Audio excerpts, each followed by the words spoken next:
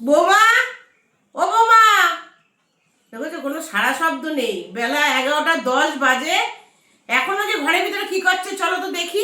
তাও টাইমটা তোমাদের দেখাই, দেখে নাও কটা টাইম। 11টা 10। দেখেছো, যা মনে করেছি তাই। এখানে বসে বসে উনি নেল পালিশ পড়ছে, পটের বিবি সাজছে সকালবেলা উঠে। যেই না ছেলে বেরিয়ে গেছে, ব্যাস আর কোনো কাজ নেই ওনার।